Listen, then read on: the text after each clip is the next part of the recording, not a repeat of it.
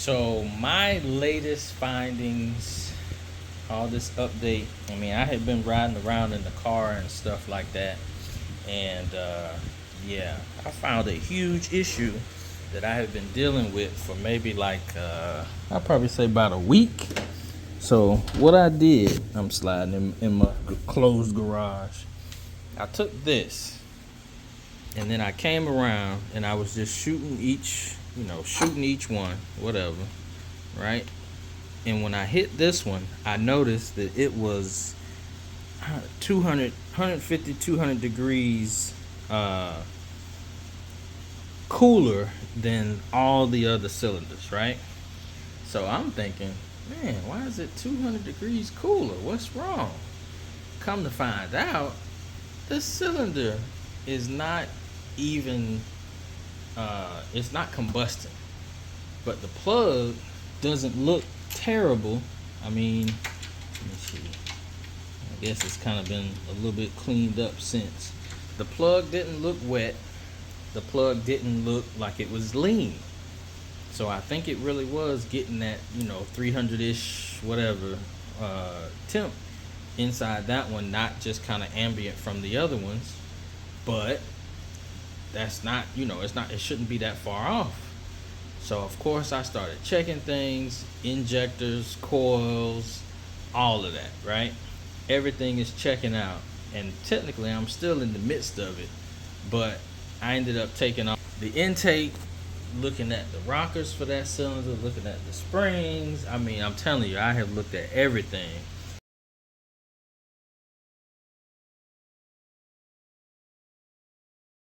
And I've kind of finally gotten back to the point where I basically just need to, it's one of the benefits of being skinny. I want to go ahead and put this thing back together so that I can maybe run some more tests and see if I can actually figure out what's going on with this motor. Now, the thing is, I mean, piston number 6 is clean. And when I say clean, it's like, brush your teeth at night clean. Like, I may just go ahead and put like a little video of it right here, but it's clean, almost like it just never fired. No carbon deposit. I mean, it's pretty much, I would say, 95 to 100% clean.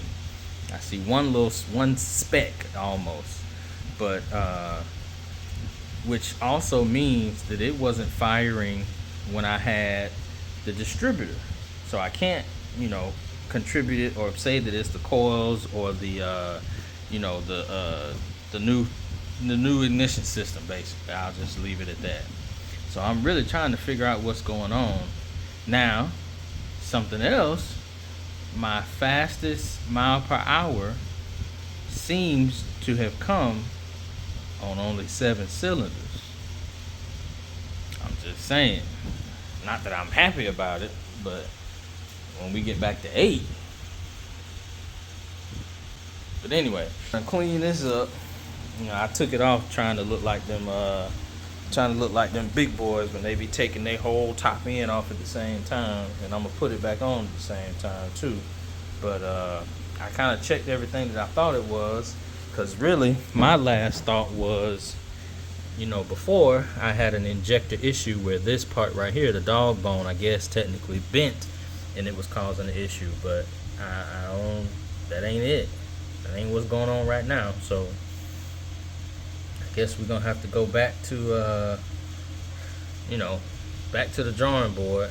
And in order to do that, I need it back running so I can get it hot, see what else is going on. So I bought some of that expensive Permatex Right stuff, and to go on everything here, put this thing back on, and then we're gonna get back to testing, figuring out what's going on with this thing so that we can get it back right. Here we go. Got them fat peas laid down so this thing get good and sealed. And now we finna put this whole top end on. You can't tell me y'all ain't never seen one of those videos where they take the whole top end off and it be 2 of them holding it and all that stuff. That don't make y'all think they real official by taking the whole thing off at the same time, putting it all back on? Okay, well, maybe it's just me. it's back on there, and it looked like the seal was good. So you know, once I torque these down, which is going to be in inch pounds and in order, so make sure you do that when you know. Hey, but anyway, when I get that back done, everything should be good. Move this back over, plug everything back in, get this thing back on. Probably won't fire it up tonight, but maybe tomorrow. See what it do. Maybe just taking that off and putting it on. Hopefully that works. Sometimes stuff like that works. And whenever you get a favor like that, you just go ahead and accept it and don't ask questions. But we're gonna hopefully see what's up with it. You know, I don't know. We'll see. Well, so I got the bulk of it back on. You know, all the piping, cables, wires. Still got a couple things to do, but for the most part, it's back on. I double check the anything where the fuel is, so the fuel lines, fuel return, coolant lines to make sure all done. And you know, something like this don't take forever to do, but you still take time up, and also you know, that Permatex at $40 for a 9-inch caulk thing or whatever they call it. That ain't cheap, so you know you don't want to be wasting stuff like that. But I'm gonna get back on this thing so that way the next time I come out here I can just go ahead and make sure everything's straight in the computer and crank it up.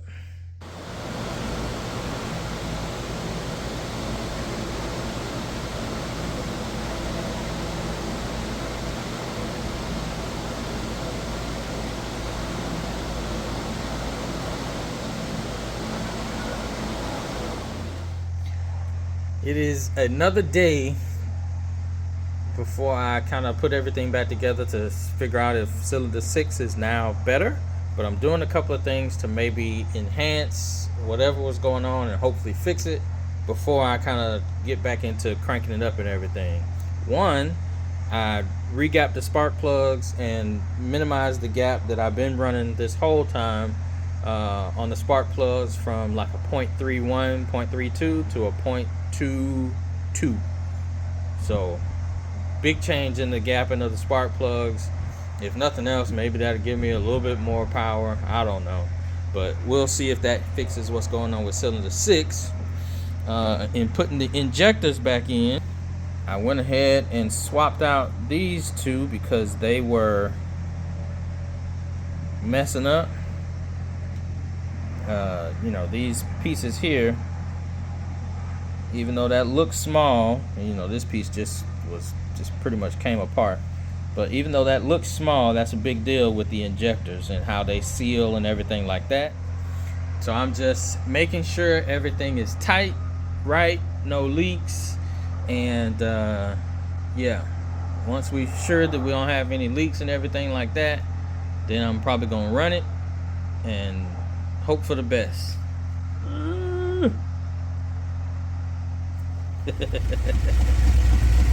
Alright, so the car has made its way outside. I've moved some of the moved the tools. Numbers on the dial looking pretty good.